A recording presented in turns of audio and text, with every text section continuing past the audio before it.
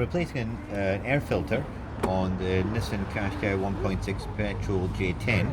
So over here you can see where the air comes in and it goes through the filter. So we're going to flip this up here, flip this up here, and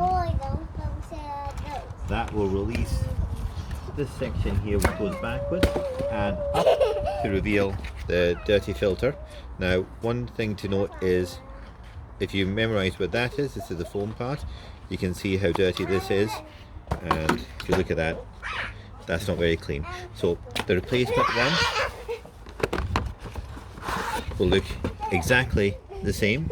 Okay, and again, we're just going to put it in there. Okay, it's always worthwhile buying a decent one. There it goes. Okay, and have a look in here, see if there's any leaves or anything, which there isn't, and it will simply slide into position back down. And that's how you replace your air filter. And there it goes, and it goes. Just have a look as it goes down, push it in, flip it over, lock it in.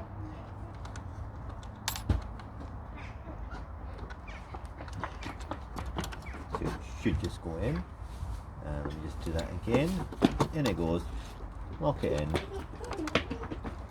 push it down. Daddy, can we go to Alan's One. garden?